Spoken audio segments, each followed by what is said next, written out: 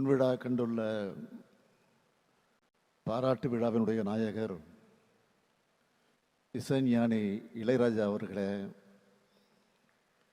தொடக்கத்தில் அனைவரையும் வரவேற்று மகிழ்ந்திருக்கக்கூடிய மாண்புமிகு துணை முதல்வர் தம்பி உதயநிதி ஸ்டாலின் அவர்களே, மாண்புமிகு அமைச்சர் அண்ணன் துரைமுருகன் உள்ளிட்ட அமைச்சர் பெருமக்களே, வாழ்த்துறை வழங்கி இருக்கக்கூடிய நம்முடைய மதிப்பிற்குரிய திரு சூப்பர் ஸ்டார் ரஜினிகாந்த் அவர்களே, நாடாளுமன்ற உறுப்பினர் மதிப்பிற்குரிய நண்பர் கலைஞானி திரு கமல்ஹாசன் அவர்களே, நிறைவாக நன்றி உரையாற்ற இருக்கக்கூடிய மாண்புமிகு அமைச்சர் அருமை நண்பர் மு.பே. சாமிநாதன் அவர்களே, வருகை தந்துள்ள நாடாளுமன்ற சட்டமன்ற உறுப்பினர்களே,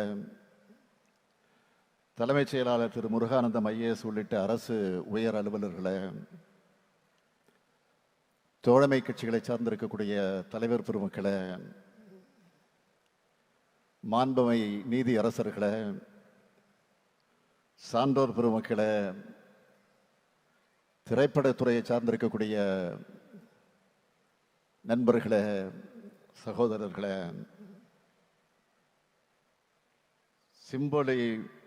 சிம்பொலி வழங்கிய இசைக்கலைஞர்களே, இசைஞானியினுடைய ரசிக பெருமக்களே, பத்திரிகை மற்றும் ஊடகத்துறையை சார்ந்திருக்கக்கூடிய நண்பர்களே, உங்கள் அனைவருக்கும் என்னுடைய அன்பான வணக்கம். ராஜா, ராஜாதி ராஜன் இந்த ராஜா, நேற்று இல்லை நாளை இல்லை எப்பவும் நீ ராஜா.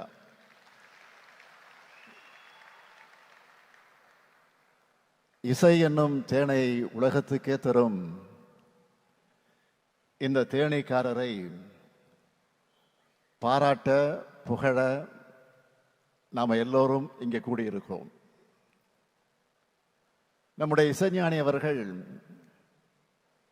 கலை தாய்க்கு மட்டும் சொந்தமானவர் அல்ல, தமிழ் தாய்க்கும் சொந்தமானவர்.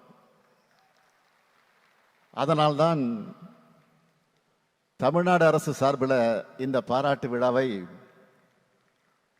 அவரை கொண்டாடும் விழாவை நடத்திக்கிட்டு இருக்கோம். பாராட்டும் புகழும் ராஜா அவர்களுக்கு புதுசா கிடையாது. நிச்சயமா சொல்றேன், இசைஞானி அவர்களை பாராட்டுறதுல நாம தான் பெருமை அடைகிறோம். இசைஞானி இளையராஜா அவர்கள் தனது திரையுலக பயணத்தை தொடங்கி 50 ஆண்டுகள் ஆகுது. இன்னும் சொல்லணும்னா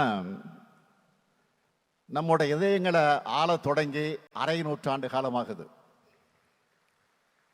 திரைப்பயணத்தில்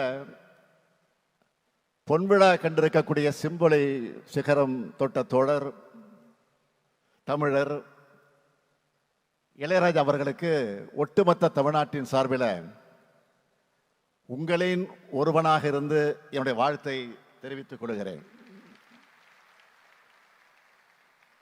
பண்ணைபுரத்திலிருந்து புறப்பட்டு இந்த மனிதர் திறமையும் உழைப்பும் இருந்தா எப்பேற்பட்ட உயரங்களையும் அடையலாம்னு எல்லா மனிதர்களுக்கும் எடுத்துக்காட்டா திகழ்ந்து கொண்டிருக்கிறார். இந்த அரை நூற்றாண்டு காலத்தில் ராஜாவோட பாடல்களை முணுமுணுக்காத உதடுகளே தமிழ்நாட்டில் இருக்க முடியாது. ராஜாவோட பாடல்களை மனதில் ஏற்றி தங்களுடைய இன்ப துன்பங்களை பொருத்தி பார்க்காத மனிதர்களே இருக்க முடியாது.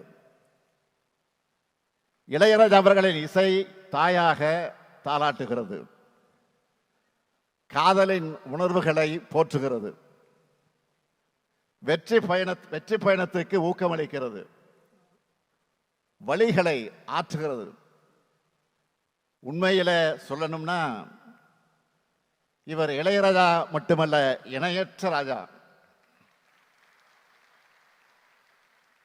ஒரு ராஜா இருந்தா அவருக்குன்னு நாடு இருக்கும், மக்கள் இருப்பாங்க, எல்லைகள் இருக்கும். ஆனா இந்த ராஜா மொழிகளை கடந்தவர், நாடுகளை கடந்தவர், எல்லைகளை கடந்தவர், எல்லா மக்களுக்கும் ஆனவர். திரை இசையை கடந்த இளையராஜா அவர்களின் இசை அவரது திறனை, அவரது வீச்சை, அவரது ஆற்றலை, அவருடைய ஆழத்தை, அவருடைய உயரத்தை எடுத்து சொல்லும். இந்த நேரத்தில் இசைஞானி அவர்களை பற்றி சோசியல் மீடியாவில் ஒருவர் எழுதின சில வரிகளை சொல்ல விரும்புகிறேன். இளையராஜா மட்டும் இசையமைத்திருந்தால் திருக்குறளும் நற்றிணையும் புறநானூறும் குறுந்தொகையும் ஐங்குறுநூறும் 18 பரிபாடலும் சிலப்பதிகாரமும் எங்களுக்கு மனப்பாடம் ஆகியிருக்கும் என்று எழுதியிருந்தார். இசைஞானி அவர்களே, நானும் இதையேதான் தமிழ் ஆர்வலரா உங்களிடம் கோரிக்கையை வைக்கிறேன். சங்க தமிழுக்கு, தமிழ் இலக்கியங்களுக்கு நீங்கள் இசையமைச்சு சில ஆல்பங்கள் வெளியிடணும். எப்போதும் முதலமைச்சர் கோரிக்கை வைப்பாங்க. ஆனா முதலமைச்சராக வந்து தமிழ்நாட்டு மக்களின் சார்பில், தமிழர்களின் சார்பில் நான் உங்களுக்கு கோரிக்கை வைக்கிறேன்.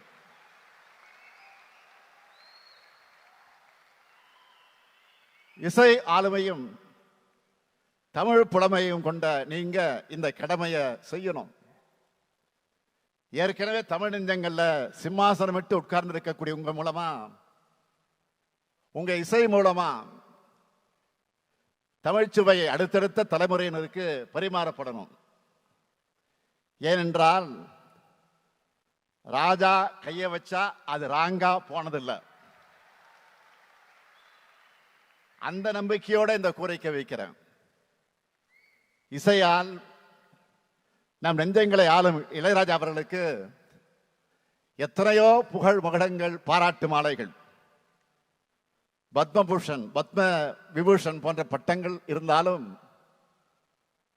அவருக்கென, அவருடைய ஆற்றலுக்கென பொருந்தி அவருடைய என்றைக்கும் பயணிக்கிற பட்டம்தான் முத்தமிழறிஞர் கலைஞர் அவர்களால் வழங்கிய இசைஞானி பட்டம். அது பட்டமா இல்ல பெயராவே நிலைச்சிடுச்சு. இசைஞானி அவர்களின் உயரங்களை பார்த்து பெருமைப்பட்ட தலைவர் கலைஞர் அவர்கள் இசைஞானி அவர்கள் வழங்கின மரியாதை யாரும் யாருக்கும் தராத மரியாதை. வரலாற்றில் எத்தனையோ மாமனிதர்கள் ஒரே பிறந்த நாளை கொண்டாடக்கூடியவங்களாக இருப்பாங்க. ஆனா யாரும் இன்னொருத்தருக்காக தன்னுடைய பிறந்த நாளை மாத்திட்டது கிடையாது. ஆனால் இசைஞானி அவர்கள் தலைவர் கலைஞருக்காக தன்னுடைய பிறந்த நாளை ஜூன் 2ஆம் நாளாக மாத்திக்கிட்டார். அந்த வகையில் உள்ளத்திலேயும் ராஜாவாக உயர்ந்து நிற்கிறார் இசைஞானி அவர்கள். தமிழாலும் இசையாலும் உயர்ந்து கலைஞருக்கும் இசைஞானிக்கும் இருந்த நட்பு தனிப்பட்ட முறையில் என்னால் மறக்க முடியாத நிகழ்வுனா, என்னுடைய மகள் செந்தாமரை அவருடைய நாட்டிய அரங்கேற்றத்தில் இளையராஜா அவர்கள் பங்கேற்று வாழ்த்தினார். அந்த நட்போடு அவர் லண்டன்ல சிம்போனி அரங்கேற்றம் பண்ண போறாருன்னு செய்தி வந்த உடனே அவருடைய வீட்டுக்கு முதல் ஆளா சென்று என்னுடைய பாராட்டுக்களை, வாழ்த்துக்களை தெரிவித்தேன். ராஜா அவர்களும் சிம்போனி சாதனையை நிறைவேற்றின வெற்றி களிப்போடு என் வீட்டுக்கு வந்து என்னை பார்த்தார். இந்த அன்புக்கு நான் என்றைக்கும் கட்டுப்பட்டவன், கடமைப்பட்டவன். அந்த அன்போடு சொல்றேன், இது இசைஞானி இளையராஜாவுக்காக நடத்தக்கூடிய பாராட்டு விழா மட்டுமல்ல, உங்களுக்கு நாங்க எல்லோரும் நன்றி தெரிவிக்கக்கூடிய விழா. இப்படிப்பட்ட விழாவை, இந்த சிறப்பான விழாவில் ஒரு அறிவிப்பை வெளியிடாம நான் இருக்க முடியுமா? இசைத்துறையில ஆர்வத்தோடு சிறந்த இசையை படைக்கிற இசை கலைஞர்களை ஊக்குவிக்கிற விதமா தமிழ்நாடு அரசின் சார்பில் இனி ஆண்டுதோறும் இசைஞானி இளையராஜா பேரில் விருது வழங்கப்படும் மகிழ்ச்சியோடு அறிவிக்கிறேன்.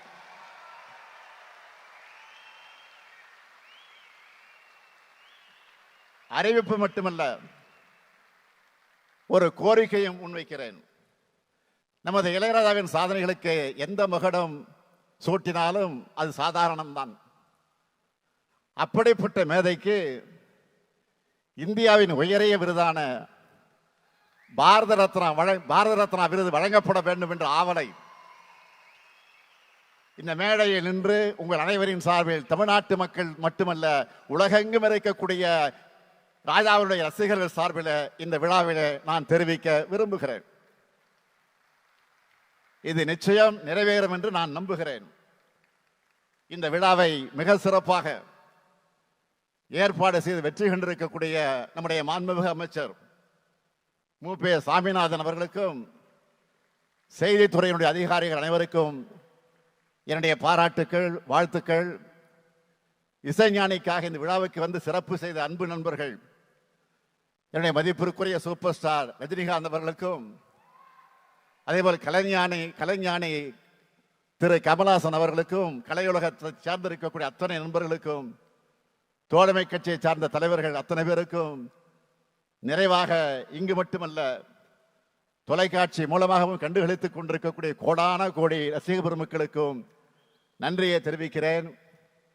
இந்த அரங்கத்தில் இசைஞானி அவருடைய இசையை கேட்டு மயங்கி இருக்கக்கூடிய எல்லோருடைய உணர்வுகளை அவருடைய பாடல் வரிகளிலே சொல்லணும்னா, ஏன் இந்த ஆனந்தமே இன்பத்தில் ஆடுது என் மனமே, இசைஞானி அவர்களே உங்கள் பயணம் இன்னும் பல்லாண்டு காலம் தொடர வேண்டும், தொடர வேண்டும். தமிழ் மக்களின் சார்பில் வாழ்த்துகிறேன்.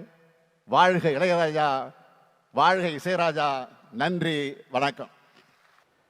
உலகிலே இதுவரை தோன்றிய கம்போசர்கள், இசையமைப்பாளர்கள், இந்தியாவிலே தோன்றிய இசையமைப்பாளர்கள், உலக அனைத்தும் தோன்றக்கூடிய மாமேதைகள், தோன்றியிருந்த மாமேதைகள் யாருக்கும் ஒரு அரசு பாராட்டு விழா நடத்தியதில்லை.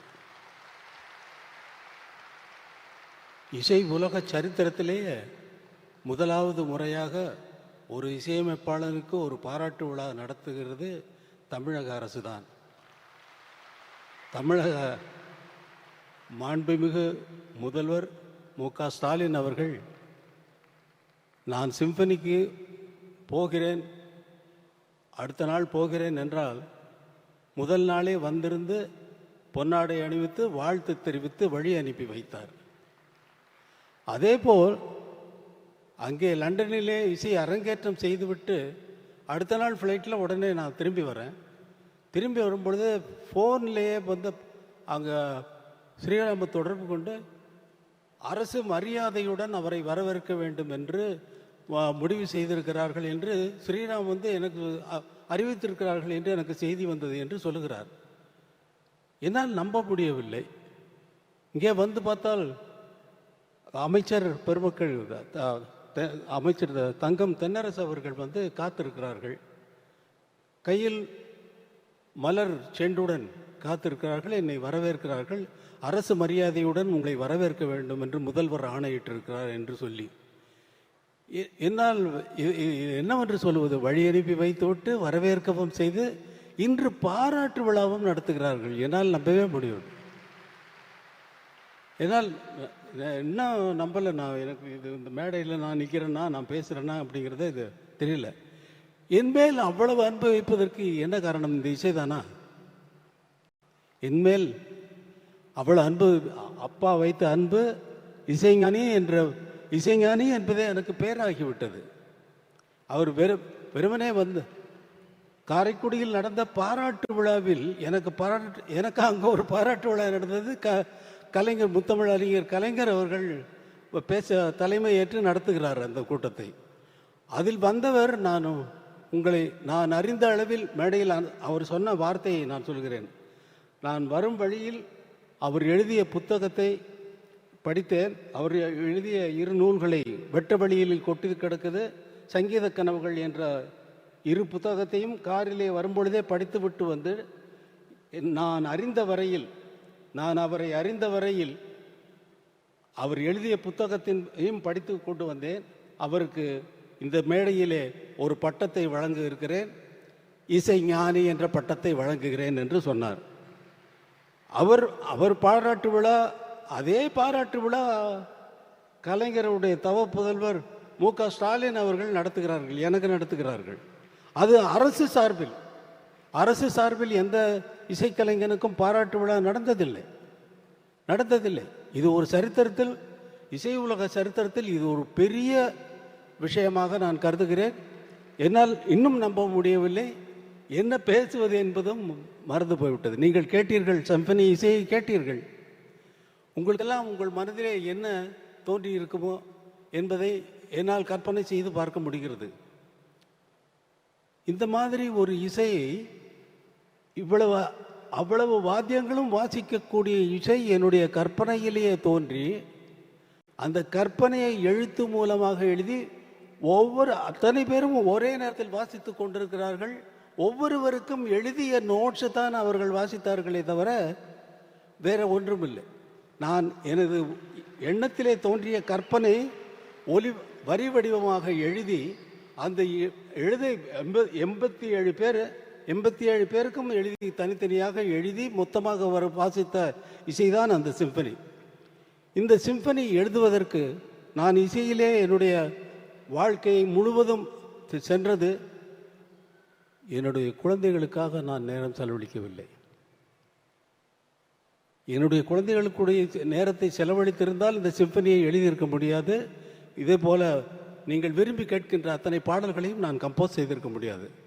அதனால் இங்கே நான் நன்றி தெரிவிக்க வேண்டியது முதலாவதாக என்னுடைய குழந்தைகளுக்கு. என்னை பொறுத்து கொண்டு கார்த்திக் ராஜா, யுவன் யுவன் போயிட்டானா?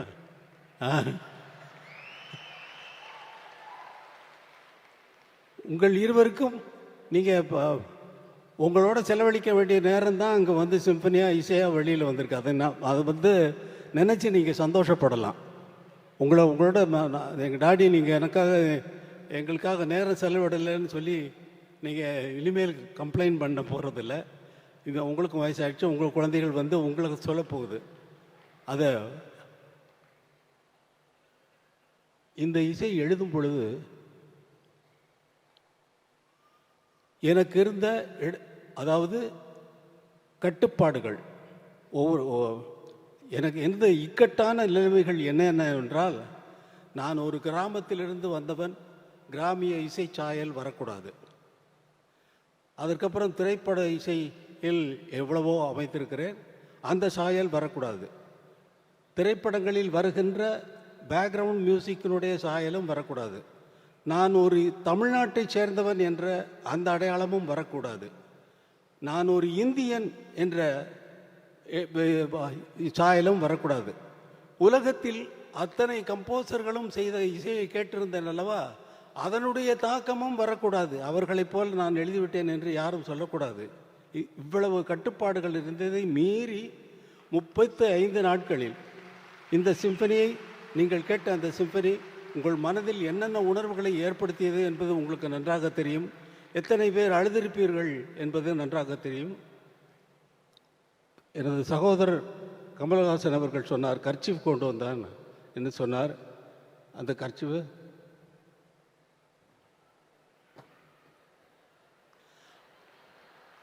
அழுததுக்கு சாட்சி இவர், கண்ணீருக்கு சாட்சி.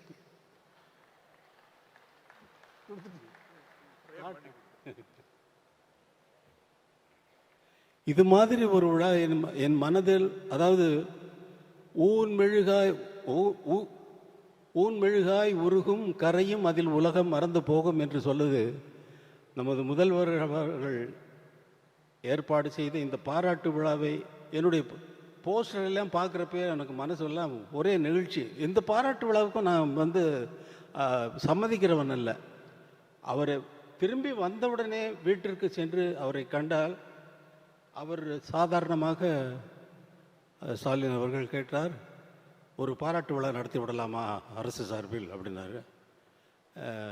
நீங்கள் நடத்துகிறதா இருந்தால் அதே சிம்பனி ஆர்கெஸ்ட்ரா இங்கே நம்ம மக்களுக்கு அதை காட்டுனா நல்லா இருக்கும் அப்படின்னு. அப்படியா பண்ணிடலாம், ரொம்ப சர்வசாதாரணமாக சொல்லிட்டாரு. இது ப்ராக்டிக்கலாக எவ்வளவு கஷ்டமான விஷயங்கிறது, 87 பேரை சேர்க்கறதுங்கிறது ரொம்ப கஷ்டமான விஷயம். அதில் ஸ்ரீராம் பட்ட அவஸ்தை, அந்த ஆர்கெஸ்ட்ரானுடைய இன்சார்ஜாக இருக்கக்கூடிய பீட்டர் இங்கே தான் இருப்பார், நான் பேசுகிறது கேட்டுட்டு இருப்பார். அவரை போட்டு படுத்தின பாட்டில் அவர் அதுவும் அரசு சார்பில் அவர்கள் சண்முகம் அவர்கள், மற்ற அமைச்சர் பெருமக்கள் அனைவருமே அவங்களோட தொடர்பு கொண்டு அவங்களை எதுக்குமே எந்த ஒரு இது அவங்க போட்ட கண்டிஷன்ஸ் எல்லாம் இவங்க அது பண்ண இது பண்ண சொல்லி லாஸ்ட் மினிட் வரைக்கும் டார்ச்சர். அவங்க இங்கே இறங்கினது பெரிய சாதனை செய்த ஸ்ரீராம் அவர்களுக்கு நான் நன்றி சொல்கிறேன். ஸ்ரீராம் ப்ளீஸ் எந்திரிங்க. அவரால் தான் இதை சாதிக்க முடிந்தது. அதோடு இது எப்படி எனக்கு வார்த்தையே வரல, உங்களை நினச்ச ஊன் மெழுகாய் உருகும் கரையும் அதில் உலகம் மறந்து போகும் என்கிறது. நீங்கள் எதற்காக எனக்கு இந்த பாராட்டு விழாவை நடத்தினீர்கள் என்பது எனக்கு பிடிபடவே மாட்டேங்கிறது. எதற்காக என்பதில் சொல்லிவிட்டீர்கள், நீங்கள் சொல்லிவிட்டீர்கள், சாதாரணமாக சொல்லிவிட்டீர்கள். எனக்கு அந்த என்னால் முடியலை, இந்த மகிழ்ச்சி தான்.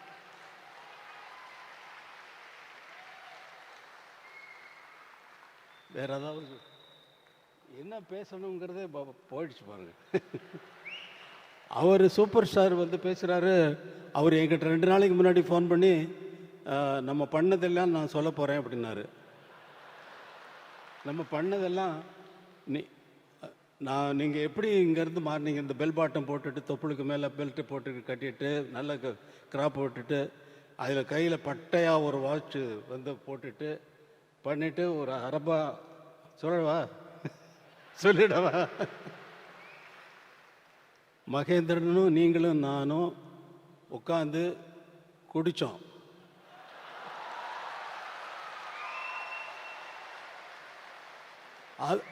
ஸ்டுடியோவில் சொல்கிறாரு, அவர் சொல்கிறாரு, என்கிட்ட சொல்கிறாரு, குடித்தோம் ஞாபகம் இருக்கா உங்களுக்கு?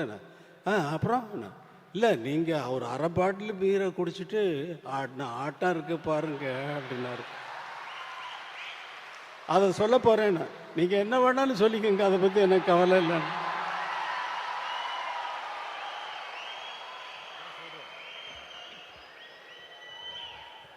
நன்றி நன்றி நன்றி. விஜிபியில் ஜானி கம்போசிங், நான் அங்கே ஷூட் பண்ணிட்டு இருந்தேன், அங்கேயே தங்கியிருந்தேன். இவரு மகேந்திரன் சார் வந்தாங்க. இது பண்ணிவிட்டு ஈவினிங் நைட்டு நானும் மகேந்திர சார் ட்ரிங்க்ஸ் எடுத்தோம். இவர்கிட்ட கேட்டோம், சுவாமி சார் என்ன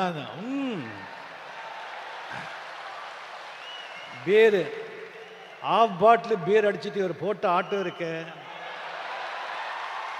ஐயோ ஐயோ ஐயோ ஐயோ 3 மணி நைட் வரைக்கும். மகேந்திரன் அப்போ சொல்கிறாரு, ராஜா இந்த சாங் இது சும்மா இருங்க சார் அப்படின்னு சொல்லி ஊரில் கிசு கிசு எல்லாம் கேட்குறாரு. மெயினாக ஹீரோயின்ஸுங்க பற்றி. அண்ணா பெரிய லவ், பெரிய லவ், அதான் இந்த பாட்டெல்லாம் சொல்லுங்க சார். அப்படி இருந்தவர் இன்னும் நிறைய இருக்கு, இன்னொரு வாட்டி நான் வச்சுக்கிறேன்.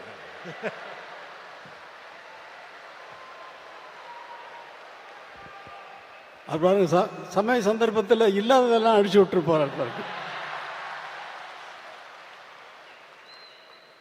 எப்படியோ உங்களுக்கு இந்த மேடையில் முதல்வர் அவர்கள் ஒரு அறிவிப்பை அறிவித்தார். அதற்கு முதல்வர் அவர்களுக்கு என்னுடைய மனமார்ந்த நன்றியை தெரிவித்துக் கொள்கிறேன்.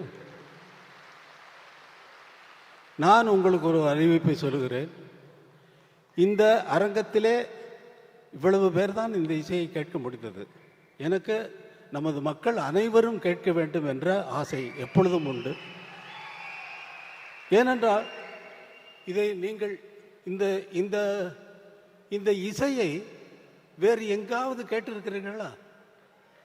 எங்கேயாவது கேட்டிருக்க முடியுமா? இந்த இன்பத்தை நேரடியாக கேட்டால்தான், இதை ரெக்கார்ட் செய்து கேட்கறதுல அர்த்தமே இல்லை. அது இந்த இந்த உணர்வை நமக்கு கொண்டு வராது. 87 பேரும் ஒரே நோக்கத்தோடு ஒரே கவனத்தோடு அந்த இசையை எப்படி பிரசன்ட் பண்ணுவது என்பதிலேயே அவர்கள் கவனமெல்லாம் இருக்க போய்த்தான் இந்த இசை இவ்வளவு உயர்ந்ததாக இருக்கிறது. எல்லோருடைய கவனமும் ஒரே நேரத்தில் ஒரே இடத்தில் இருக்கிறது. மற்றபடி மற்ற இசைகளுக்கெல்லாம் அந்த விஷயமே கிடையாது. 87 பேர் எங்கேயாவது திரும்பி பார்த்தாங்களா? யாரையாவது பார்த்தாங்களா? ஒருத்தராவது? அவர்களுடைய வாத்தியம், அவர்கள் முன்னால் இருந்தக்கூடிய இசை குறிப்புகள், அதைத்தான் வாசித்தார்கள்.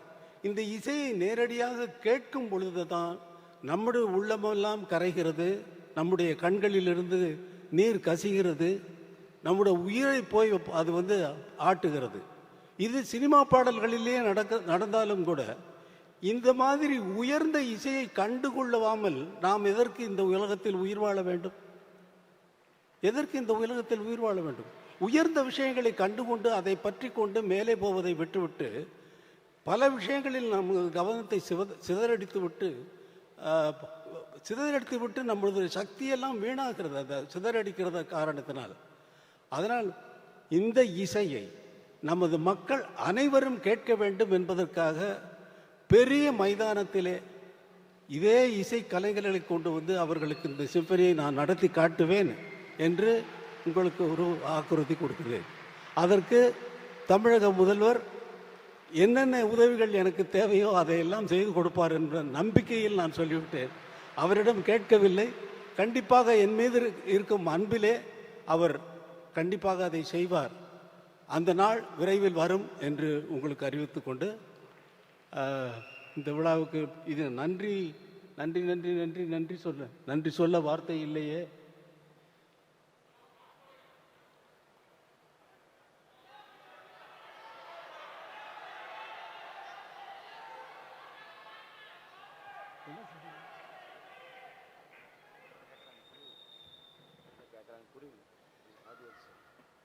புரியல எனக்கு.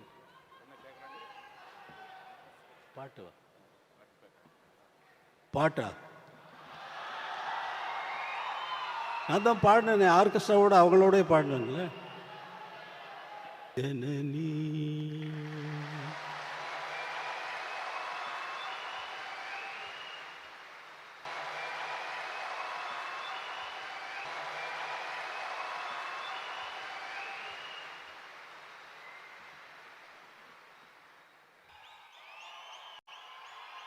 இந்திய நாட்டு அரசியலில் ஒரு நட்சத்திரமாக இருந்து கொண்டு தமிழ்நாட்டு அரசியலில் இந்திய நாட்டு ஆளும் கட்சியினருக்கும் புதிய பழைய எதிர்கட்சியினர்களுக்கும் ஒரு சவாலாக இருந்து கொண்டு வாங்க 26 பார்க்கலாம் அப்படின்னு தனக்கே உறுதியான அந்த ஒரு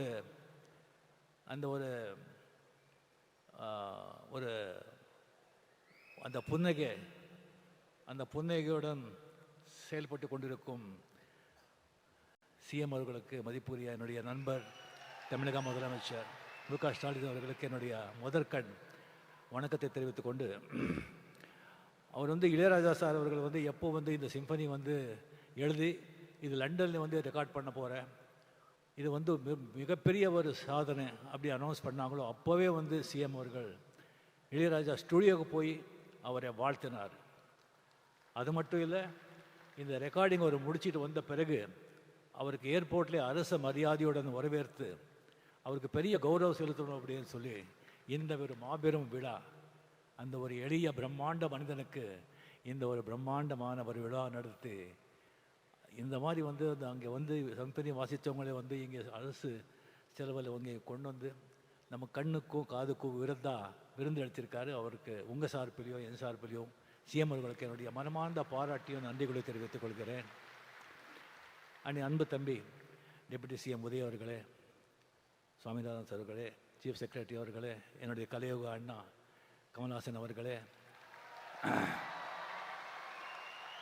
நான் அதிசய மனிதர்களை நான் புராணத்தில் படிச்சிருக்கேன், இதிகாசத்தில் படிச்சிருக்கேன். ஆனால் கண்ணாலே பார்த்த அதிசய மனிதர் இளையராஜா அவர்கள். இளையராஜா அவர்களே, இங்கே வந்திருக்கும் அரசியல் நண்பர்களே, பெரியவர்களே, தாய்மார்களே,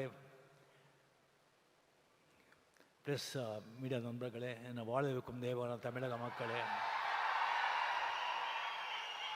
இங்கே நான் சாமியான் கூப்பிட்ட இளையராஜா அவர்களை இவரை பற்றி பேசணும்னு சொன்னால் நிறைய பேசலாம். ஆனால் ஒரு நேரம் கருதி சிஎம் அவர்களுடைய நேரம் அது ரொம்ப நான் எடுத்துக்கக்கூடாது. அதுக்காக சில விஷயங்கள் மட்டும் இளையராஜா, அந்த மாதிரி ஒரு இளையராஜா ஒரு இசையமைப்பாளராக உலகத்தில் வாழும் அனைத்து தமிழக மக்களின் ரத்தம் நாரி நரம்பில் அவருடைய இசை, அவருடைய பேர் ஊறி போயிருக்கு. இப்போ ஜஸ்ட் ஒரு நோட் அடித்தாலும் எப்படி நீங்கள் பிடிச்சி இது பண்ணுறீங்க பாருங்கள். ஒரு 70s 80s 90s அவர் போட்ட பெட்டுகள், ஒரு பாட்டுகள் இப்போ கூட ஒரு ஃபிலிமில் ஒரு 2-3 பாட்டு போட்டு அந்த படம் சூப்பர் ஹிட் ஆகிடும். இப்போ கூலியில் கூட 2 பாட்டு நம்ம அதை நம்ம பயன்படுத்திக்கிட்டோம். ஸோ அந்த மாதிரி ஒரு அந்த அவர் இசையமைப்பாளர் இளையராஜா அவர்களை பற்றி எல்லாருக்கும் தெரியும். அதை விட ஜாஸ்தி ஒரு மனிதனாக பெரிய மாமனிதனாக அவரை நான் பார்த்துருக்கேன். அதுக்கு அவர் மேலே ரொம்ப கௌரவம்.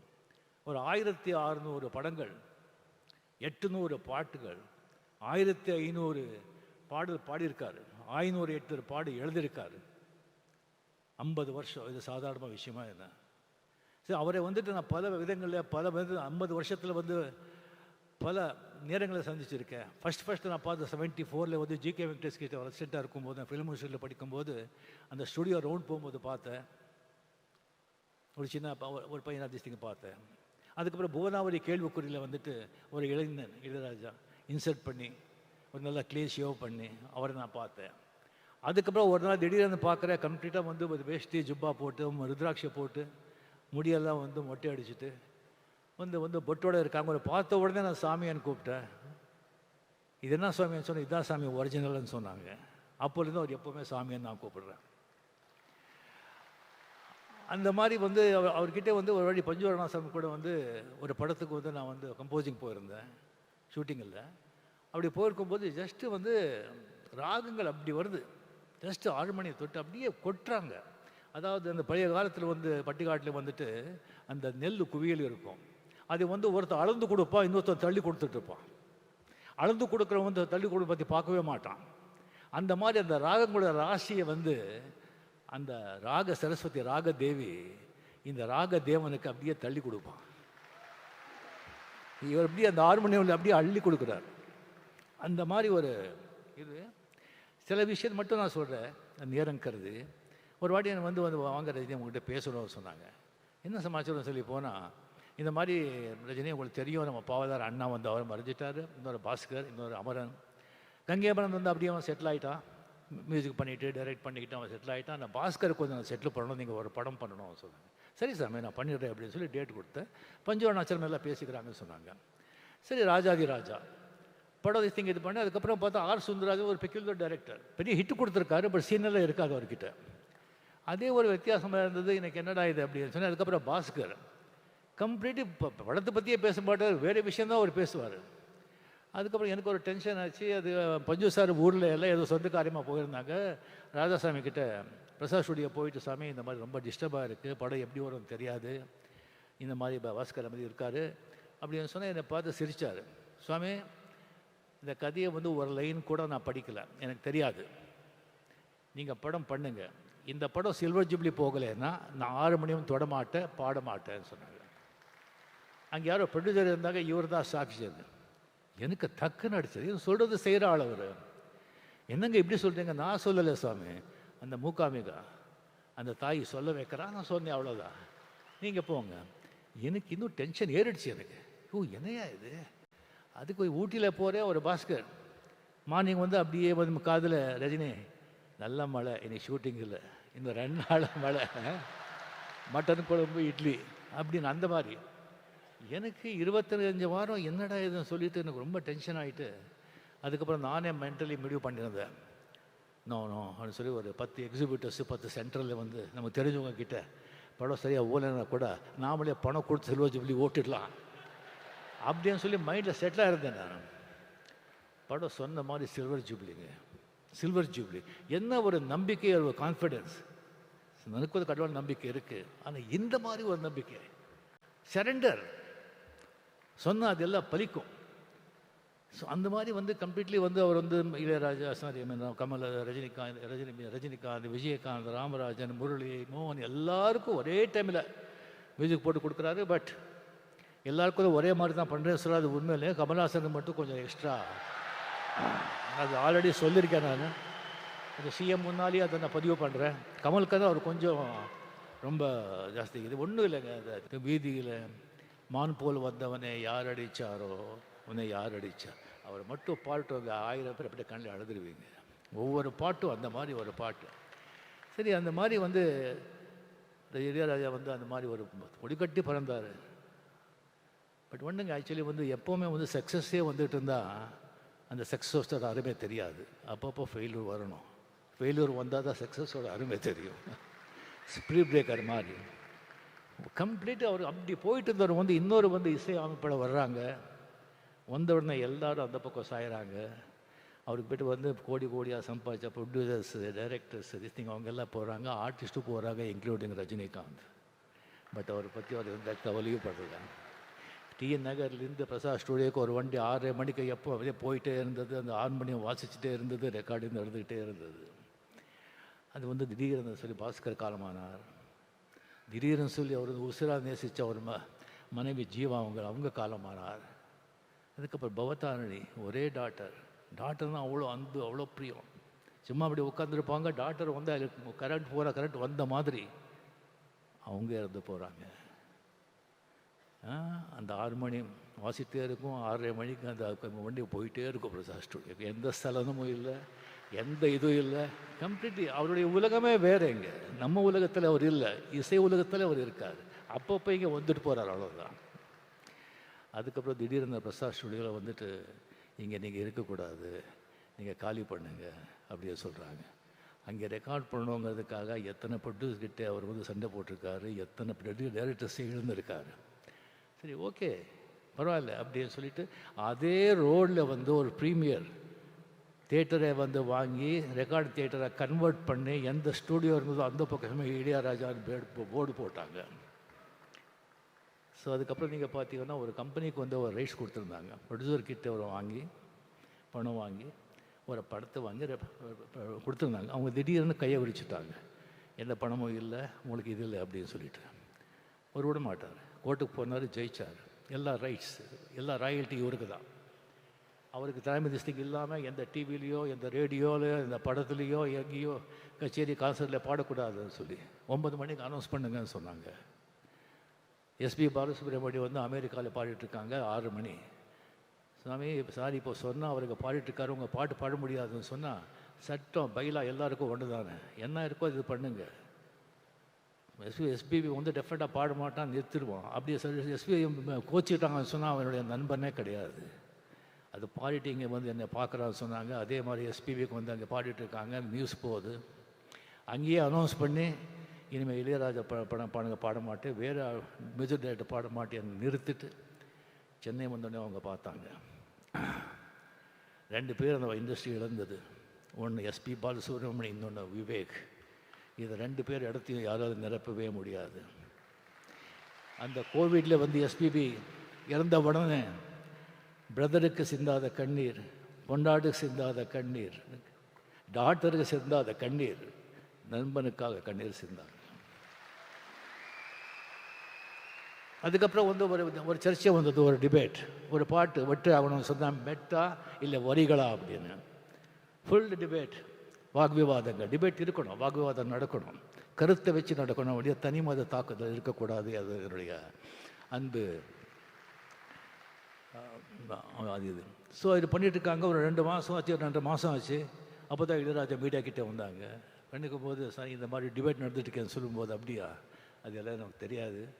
சரியாக வந்துட்டு 2 நாள் வந்துட்டு 3000 பேஜஸ்க்கு வந்து நான் சிம்ஃபனி எழுதியிருக்கேன், இது வந்து அங்கே வந்து ரெக்கார்ட் பண்ண போகிறேன் அப்படி சொல்லி போகும்போது வந்து மீடியா கிட்டே சொல்கிறாங்க, இந்த மாதிரி சிம்ஃபனி யாருமே இது வரைக்கும் எழுதுதில்லை, பண்ணதில்லை.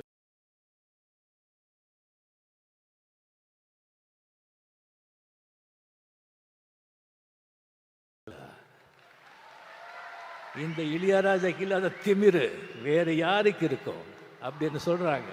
வேறு யாரும் சொல்லியிருந்தா ஒத்துட்டுப்பீங்களா? கேட்குறோம், பிகாஸ் அதுக்கு தகுதியான மனுஷர். அதுக்கப்புறம் ரெக்கார்ட் பண்ணி வந்துட்டு சொல்கிறாரு, இந்த இளையராஜாவை எந்த அளவுகோல் வச்சும் அளக்க முடியாது, அதுக்கு மீறி நின்னவனா 82 இயர்ஸ் இன்னும் பாருங்கள் என்னென்ன பண்ணுறேன்னு சொல்லுங்கள். அது Ilaiyaraaja, incredible Ilaiyaraaja. Hats off the great maestro, long live. ஒன்றும் இல்லைங்க, நல்ல நீதி, நியாயம், உண்மையாக கடினமாக உழைச்சா எல்லாமே உன் பின்னால் வரும். நீ அதுக்கு பின்னாலே போகவே முடியாது. Lead a righteous life, work hard, everything will come after you. நீ நாட் கோ ஆஃப்டர் எனிதிங். அந்த மியூசிக் இருக்கிற பவரை நீங்கள் பார்த்தீங்கன்னா, கமல்ஹாசன் சும்மா ஒரு 4 வரி பாடினாங்க. அந்த 4 வரியும் ஒன்று தான், நான் இவ்வளோ பேசினதும் ஒன்று தான். அதுதான் அந்த மியூசிக்கோட பவர். அதுக்கு அரசன் ராஜா அவர்கள் என்றும் என்றும் நல்லா இருக்கணும். நீங்கள் நண்பர், உங்கள் கூட அத்தனை வருஷங்கள் அத்தனை நடந்திருக்கு. நம்ம பழகணுங்கிறதே நமக்கு மிகப்பெரிய பாக்கியம். தயவு செஞ்சு உங்கள் ஆடியோ பயோகிராஃபி, உங்கள் சுயசரிதியை படமாக எவ்வளோ சீக்கிரம் முடியுமோ அவ்வளோ சீக்கிரம் ரிலீஸ் பண்ணுங்கள்.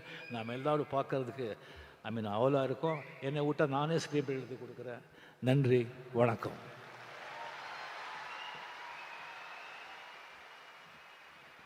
இசைத்துறையில் 50 ஆண்டுகளை நிறைவு செய்திருக்கக்கூடிய மாண்புமிகு நாடாளுமன்ற உறுப்பினர் இசைஞானி இளையராஜா சார் அவர்களுக்கு தமிழ்நாடு அரசின் சார்பாக நடத்தப்படுகின்ற இந்த பிரம்மாண்ட பாராட்டு விழாவில் வரவேற்புரையாற்றுவதில் நான் மிகுந்த மகிழ்ச்சி அடைகின்றேன், பெருமை அடைகின்றேன். இந்த வாய்ப்பை எனக்கு அளித்த தமிழ்நாடு முதலமைச்சர்களுக்கு முதல் என்னுடைய வணக்கத்தையும் நன்றியும் நான் தெரிவித்துக் கொள்கின்றேன். தமிழ்நாட்டுக்கு எத்தனையோ அடையாளங்கள் இருக்கின்றன. அதில் மிக மிக முக்கியமான அடையாளமாக, யாரும் அழிக்க முடியாத அடையாளமாக இசைஞானி இளையராஜா சார் அவர்களும் அவருடைய இசையும் இன்றைக்கு நம்மோடு இருக்கின்றது. முத்தமிழர் டாக்டர் கலைஞர் அவர்கள் மீதும் நம்முடைய முதலமைச்சர் மீதும் தனியாக அவர் மீது பாசம் கொண்டவர் நம்முடைய இசைஞானி அவர்கள். ராஜா சாருடைய இசைக்கு தானும் ஒரு ரசிகர் என்ற வகையில் முத்தமிழர் கலைஞர் அவர்கள்தான் 1988ஆம் ஆண்டில் இசைஞானி என்ற பட்டத்தை நம்முடைய இசைஞானி அவர்களுக்கு கொடுத்தார். அது பற்றி கலைஞர் அவர்கள் ஒரு சில ஆண்டுகளுக்கு முன்பு எழுதியிருந்தார். அவர் எழுதியதாவது, 1988ஆம் ஆண்டு நடைபெற்ற ஒரு விழாவில் இசைஞானி என்ற பட்டத்தினை யாரும் சொல்லாமல், முன்கூட்டியே திட்டமிடாமல், என்னுடைய இதயத்தில் மண்டி கிடந்த அன்பின் காரணமாக இளையராஜா அவர்களுக்கு நான் சூட்டி மகிழ்கின்றேன் என்று கலைஞர் அவர்கள் குறிப்பிட்டிருக்கிறார். அப்படிப்பட்ட இசைஞானி இளையராஜா அவர்களுக்கு இன்றைக்கு பாராட்டு விழா எடுத்து நாம் கொண்டாடி கொண்டிருக்கிறோம். நம்ம எல்லாரும் வெவ்வேறு தாயினுடைய வயிற்றில் பிறந்திருந்தாலும் நம்ம எல்லாரையும் தாளாட்டி கொண்டிருக்கிற இசைத்தாய் தான் நம்முடைய இளையராஜா அவர்கள். அவருடைய பாடல் இல்லாம எந்த குழந்தைக்கும் தாளாட்டு இல்லை. அவருடைய பாடல் இல்லாம இளமையில துள்ளல் இல்லை. அவருடைய பாடல் இல்லாம நம்ம அத்தனை பேருக்கும் காதல் இல்லை. வயல்வெளி, டீக்கடை, திருவிழா, திருமணம், ஆட்டோ, பஸ், இப்படி எல்லா இடத்துலையும் நிறைஞ்சிருக்கக்கூடிய ஒரே இசைஞானி நம்முடைய இளையராஜா அவர்கள். இசையமைப்பாளர் என்பதை தாண்டியும் இசை மருத்துவர்னு சொல்ற அளவுக்கு அத்தனை பேருக்கும் இசைஞானி இளையராஜா அவர்கள் தான் பெஸ்ட் ஸ்ட்ரெஸ் ரிலீஃபர் அண்ட் கம்பெனியன். சமீபத்தில் சோஷியல் மீடியாவில் ஒரு மெசேஜ் படித்தேன். அதை இந்த நேரத்தில் உங்ககிட்ட ஷேர் பண்ண நான் விரும்புகிறேன்.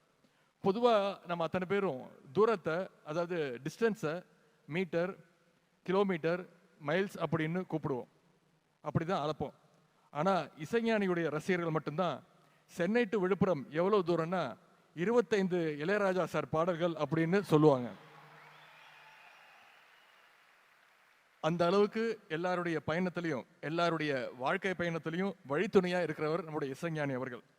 என்னுடைய சிறு வயது முதல் கோடிக்கணக்கான உங்களை போன்ற தமிழர்களைப் போல நானும் இசைஞானியுடைய இசையோடு சேர்ந்து தான் வளர்ந்தேன்.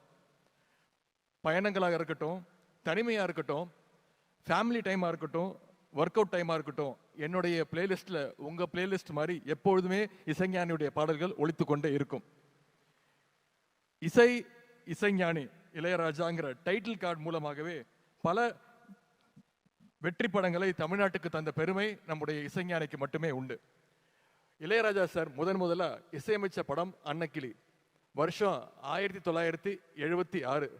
அப்போ நான் பிறக்க கூட இல்லை. அன்னைக்கு தொடங்கிய அவருடைய இசை பயணம் இன்னைக்கு பல பரிமாணங்கள்ல வெளிப்பட்டுக்கிட்டு இருக்கு. அதிலும் குறிப்பா மிக கடினமான இசை வடிவம்னு சொல்லப்படுகின்ற சிம்பனி இசையை லண்டனில் அரங்கேற்றி தன்னுடைய 82வது வயதிலும் இசைஞானி அவர்கள் புது புது சாதனைகளை தினம் படைச்சுக்கிட்டே இருக்கார். எப்படி ஒருத்தர் சுறுசுறுப்பா டிசிப்ளின்டா அதே நேரத்தில் கிரியேட்டிவா இருக்கணும் அப்படிங்கிறதுக்கு நாம அத்தனை பேருக்கும் ஒரு எக்ஸாம்பிளா இருக்கக்கூடியவர் தான் நம்முடைய இசைஞானி அவர்கள்.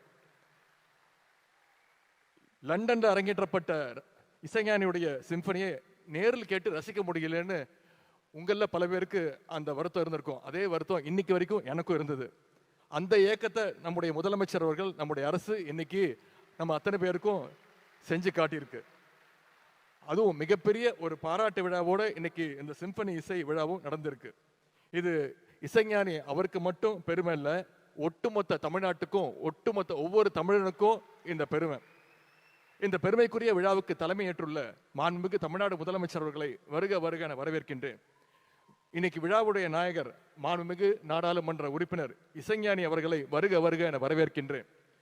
மாண்புமிகு நாடாளுமன்ற உறுப்பினர் உலக நாயகன் கமல் சார் அவர்களையும் வருக வருக என்று வரவேற்கின்றேன். சிறப்புக்குரிய விழாவுக்கு வருகை தந்துள்ள நம்முடைய சூப்பர் ஸ்டார் ரஜினி சார் அவர்களையும் வருக வருக என்று வரவேற்கின்றேன். மாண்புமை உயர்நீதிமன்ற நீதியரசர்களை வருக வருக என வரவேற்கின்றேன். நன்றி உரை ஆற்றவிருக்கக்கூடிய மாண்புமிகு அமைச்சர் அண்ணன் மூப்பே சாமிநாதன் அவர்களையும், நீர்வளத்துறை அமைச்சர் திரு துரைமுருகன் மாமா அவர்களையும், வந்திருக்கக்கூடிய மாண்புமிகு அமைச்சர் பெருமக்களையும், தோழமை கட்சியுடைய அனைத்து தலைவர்களையும், மாண்புமிகு நாடாளுமன்ற சட்டமன்ற உறுப்பினர்களையும், மாண்புமிகு மேயர் உள்ளிட்ட உள்ளாட்சி அமைப்புகளுடைய பிரதிநிதிகளையும், இளையராஜா சாருடைய குடும்ப உறுப்பினர்கள் அத்தனை பேரையும் வருக வருக என வரவேற்கின்றேன். தலைமைச் செயலாளர் திரு முருகானந்தம் ஐஏஎஸ் அவர்களையும், முதலமைச்சருடைய செயலர் திரு சண்முகம் ஐஏஎஸ் அவர்களையும், தமிழ் வளர்ச்சி மற்றும் செய்தித்துறை அரசு செயலாளர் திரு ராஜாராமன் ஐஏஎஸ் அவர்களையும், செய்தி மற்றும் மக்கள் தொடர்புத்துறை இயக்குனர் திரு வைத்தியநாதன் ஐஏஎஸ் உள்ளிட்ட அனைத்து அரசு அதிகாரிகள், காவல்துறை அதிகாரிகள் அனைவரையும் வரவேற்று மகிழ்கின்றேன். திரையுலகம் மற்றும் இசையுலகைச் சேர்ந்த அனைத்து நண்பர்களையும் ஆளுமைகளையும் வருக வருக என வரவேற்கின்றேன்.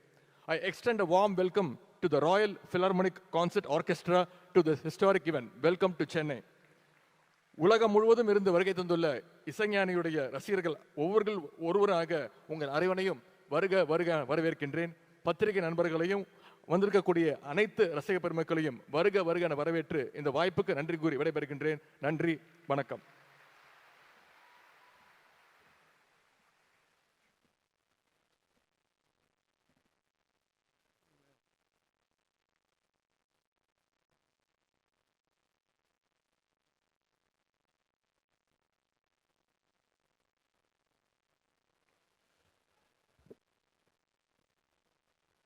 உயிரே உறவே தமிழே வணக்கம்.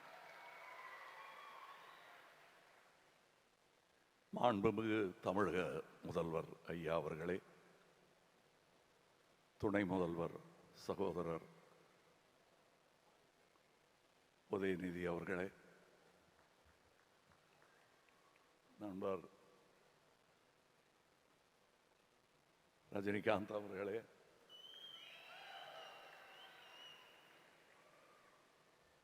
சீஃப் செக்ரட்டரி, அமைச்சர்களே, மொத்தமாக சுருக்கமாக எல்லாரையும் வரவேற்க வேண்டும் என்றால், அரங்கத்திலும் மேடையிலும் வீற்றிருக்கும் இளையராஜா ரசிகர்களே அனைவருக்கும்,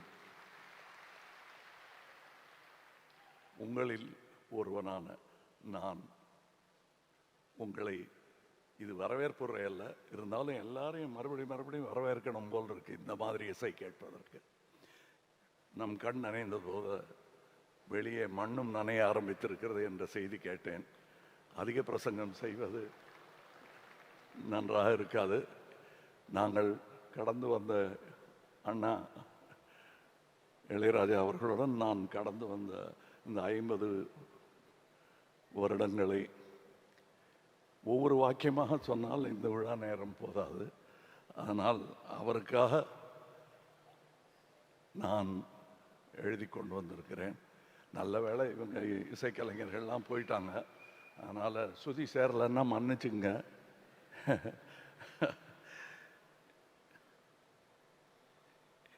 இந்த விழாவுக்கு முதலில் நான் நன்றி சொல்ல வேண்டும் ரசிகனாக. மாண்புமிகு முதலமைச்சர் அவர்களுக்கு பெயர் வைத்த அதே மாமனிதர் தான் என் அண்ணன் இளையராஜா அவர்களுக்கும் எனக்கும் பெயர் சூட்டினார்கள்.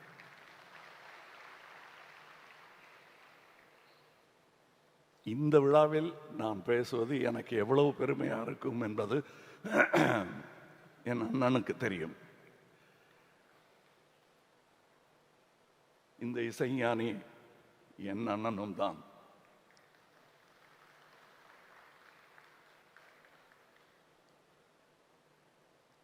மன்னிச்சுங்க. உனை இந்த உலகுக்கொரு நன்றி, நம்மை சேர்த்த இயலுக்கும் நன்றி, மாறாத ரசிகன் சொல்லும் நன்றி நன்றி, மனங்கொண்ட உறவு சொல்லும் நன்றி நன்றி,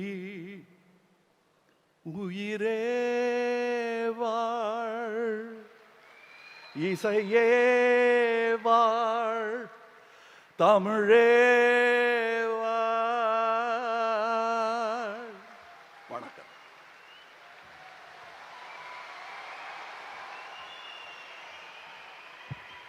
உலக நாயகன் திரு கமலஹாசன் அவர்களுக்கு மனமார்ந்த